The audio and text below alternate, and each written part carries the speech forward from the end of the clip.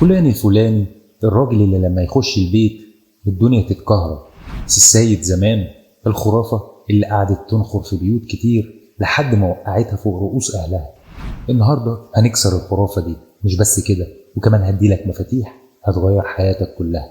سي السيد ده اللي فاكر نفسه مسيطر، وهو للأسف بيستعرض فحولته وعضلاته من خلال إنجازاته في قهر أهل بيته، وقد إيه هو مسيطر والأمن مستتب. وبيبقى في قمة الفشخرة والعنجهة وهو قاعد مع أصحابه في القهوة، وهو مش مدرك إنه بيعمل جريمة في حق نفسه وحق أقرب الناس ليه.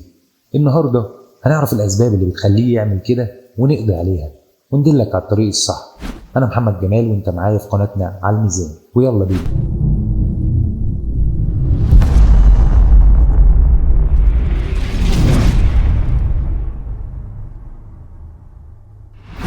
قبل ما نكمل حلقتنا دوس لايك عشان عارف نيتك خير بس بتنسى.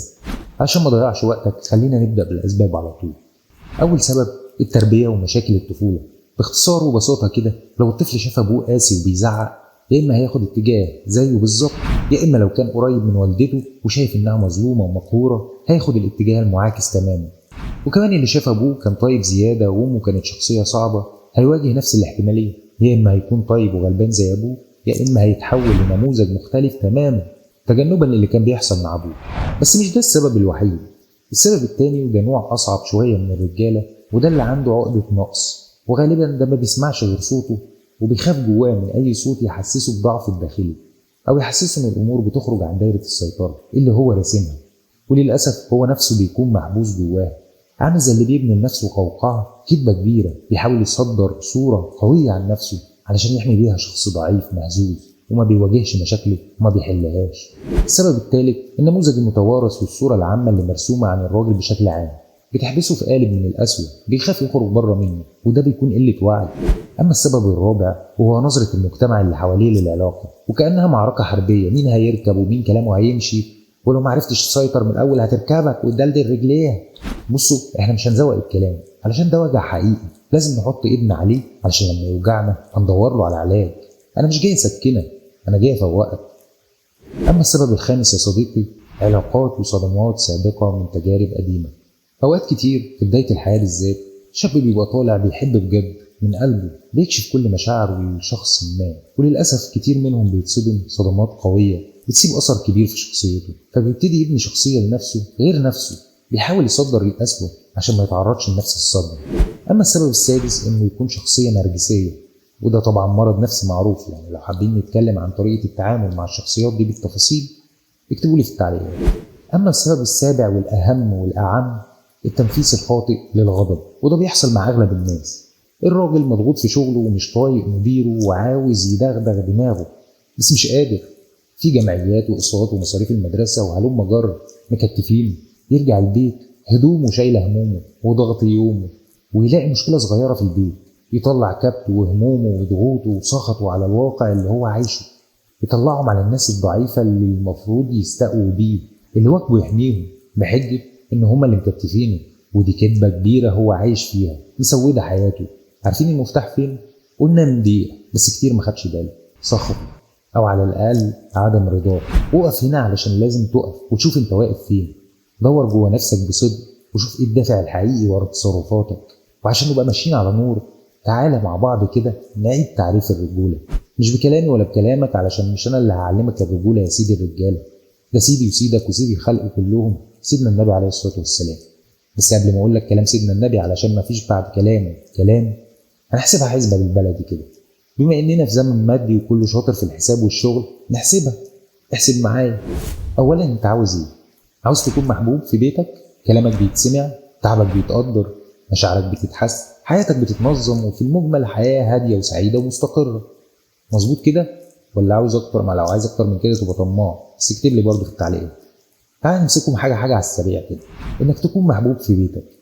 في واحد لما يرجع من الشغل البيت بيتحول لمحطة إنذار وإرهاب، بيبقوا مستنيين ميعاد نزوله القهوة علشان يريحوا أعصابهم المشدودة طول فترة وجوده. باختصار في واحد أول ما يجي المدام تعمل له كل حاجاته وتحط الأكل علشان خايف، وفي واحدة بتعمل برضه نفس الكلام بس بتستنى دخلته عليها زي دخلة الشمس في عز البرد، بتعمل ده بحب. وفي ولا كده ولا كده. تحب تكون مين فيهم؟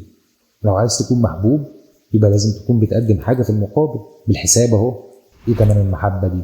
اقول لك: الثقة، الاهتمام، الحنان، الاحتواء. وعشان في ناس بتخلط المفاهيم، بس في فرق بين الحنية والتساهل والسلبية. دي حاجة ودي حاجة ودي حاجة تالتة خالص. احيانا من حنية الاب على اولاده بيقسى عليهم عشان خاطر مش عايزهم يوصلوا لنتيجة معينة، وده من حنيته عليهم وخوفه عليهم وحبه ليهم. لكن السلبية انك ما تاخدش موقف، ما توقفش، ما تغيرش، ما تصححش، ودي كارثة. لازم تتعلم تفرق بين المفاهيم وتبقى عارف ده مكانه فين وده مكانه فين وده مكانه فين. عاوز ايه تاني؟ كلامك يتسمع، يبقى فعلا كلامك يبقى بيتسمع. مش بيتسمع علشان بتشفط، لا، بيتسمع علشان بيهون وجع الايام، بيدي الرأي الحكيم في الموقف المناسب، بيقول الحق لو على رقبته، بس بيدلع مراته وبيكبر بخاطرها وبيشكرها على كل حاجة حلوة بتعملها له. هو ده الكلام اللي المفروض يتسمع منك يا صاحبي.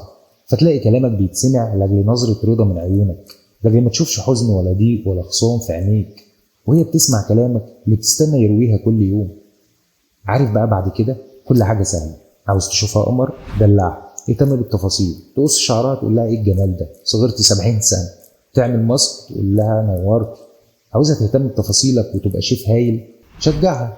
كل ما تعمل لك أكلة حلوة حسسها إن أكلها أحلى من أي أكل، إن حياتك ما بتتظبطش غير من فنجان القهوة اللي بتدخل عليه بيك تنور حياتك وتعدل مزاجك. وخليك كده حلو، لسانك حلو، كلامك حلو، حضورك حلو، رأيك مدروس، كلامك معقول. عندك بقى نقص في الحاجات دي ما تغطيهاش بالزعيق علشان هي حافظاك وخبزاك وعجناك وبتاخدك على قد عقلك يا سيد الرجاله. وخلي بقى جبروتك ينفعك يوم القيامه لما يبقى ليها مظالم عندك. الناس اللي انت المفروض تحميهم انت اللي بتكسرهم وتظلمهم وتيجي عليهم وهم بيصبروا. خد بالك، انت هتتحاسب لوحدك يوم القيامه. اقف هنا وفكر.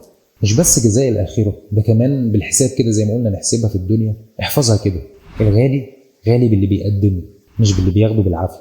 الغالي غالي علشان عدم وجوده بيسيب اكبر فراغ ممكن، علشان كده هو كبير، ووجوده بيملى الدنيا وبيملى بيته رحمه وتفاهم وخير ونور. عارف تعمل ايه؟ تسد النقص ده. ما بتعرفش تقول كلام حلو؟ اتعلمه. ما بتعرفش تسمع؟ حاول تطول بالك وتسمع باهتمام. ولو سمعت كويس هتفهم، ولو فهمت مفاتيحها هتبقى معاك. عقلك يبقى حكيم بعلمك وبخبرتك.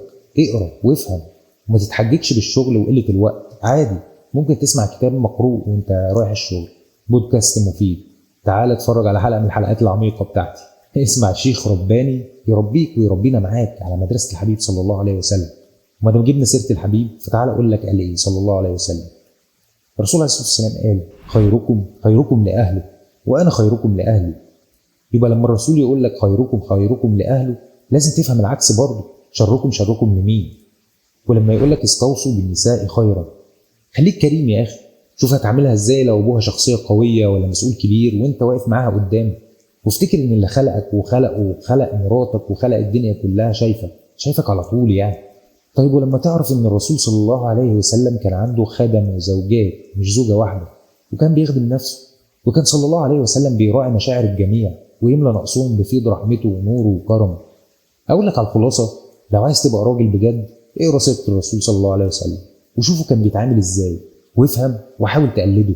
هتبقى ارجى الراجل في كل حاجه في الدنيا، مش في بيتك بس. في الحلقه الجايه من السلسله دي هنتكلم عن اسباب الطلاق الحقيقيه وازاي نتجنبها ونبني حياه سعيده. ما تنساش تفعل الجرس. سلام يا صديقي.